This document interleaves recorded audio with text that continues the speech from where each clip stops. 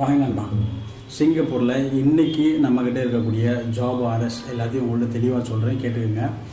Accountant 1990 96 பிறந்திருக்கக்கூடிய accountant யாராவது இருந்தால் சொல்லுங்கள். ஒரு 1500 சிங்கப்பூர் டாலர் வந்து சம்பளமாக கிடைக்கும். அது இல்லாமல் பார்த்தீங்கன்னா 1990 96 பிறந்திருக்கக்கூடிய பியூட்டிஷியன், ஃபீமேல் பியூட்டிஷியன் வந்து குறைஞ்சது ஒரு 5 வருஷத்துலேருந்து ஒரு 8 வருஷம் இந்தியா எக்ஸ்பீரியன்ஸ் இருந்தாலே போதும், சரிங்களா. பியூட்டிஷியன் வந்து தேவைப்படுறாங்க. அது இல்லாமல் நம்ம வழக்கமாக செஞ்சு கொடுக்கக்கூடிய சாப்பாடு கடை சம்மந்தமான வேலைக்கு 1985 96 பிறந்திருக்கக்கூடியவங்களுக்கு நம்ம வந்து பாஸ் ரெடி பண்ணி கொடுத்துட்ருக்குறோம். நல்லா கவனிச்சுக்கோங்க. முன்னாடி தான் 1990 96 உள்ளவங்களுக்கு நம்ம வந்து சாப்பாடு கடை சம்மந்தமான வேலைக்கு பாஸ் ரெடி பண்ணி கொடுத்தோம். இப்போது 1985 1996 பிறந்திருக்கக்கூடிய நண்பர்களுக்கு பாஸ் சாப்பாடு கடை சம்மந்தமான வேலைக்கு நம்ம ரெடி பண்ணி கொடுத்துட்ருக்கோம். சவுத் இந்தியன் குக்கு, புரோட்டா மாஸ்டர், வெஸ்டர்ன் குக்கு, இந்த மாதிரியான வேலைகளுக்கு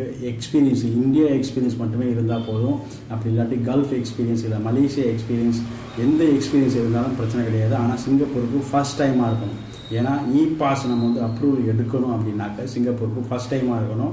ஸோ இந்த நான் சொல்லியிருக்க எல்லா வேலைக்கும் 1990 96 அந்த டேட் ஆஃப் பர்த் இருக்கணும்.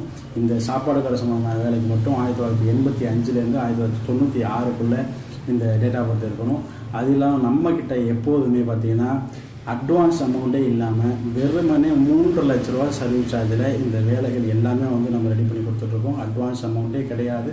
விசா வந்ததுக்கப்புறம் மட்டும்தான் நீங்கள் வந்து இந்த 3 லட்ச ரூபா சர்வீஸ் சார்ஜும் கட்டுவீங்க.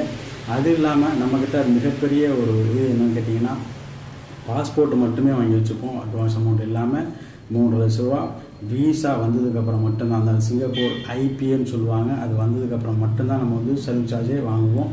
ஸோ உங்களுக்கு நண்பர்கள் யார் இருந்தாலும் தகவல் சொல்லுங்கள். நம்மளுடைய வீடியோவை அவங்களுக்கு ஷேர் பண்ணி அனுப்பிச்சி விடுங்க. 100% விசா வந்து நம்ம வந்து ஐபி வந்ததுக்கப்புறம் மட்டும்தான் நம்ம வந்து பேமெண்ட்டே வாங்குகிறோம், சரிங்களா.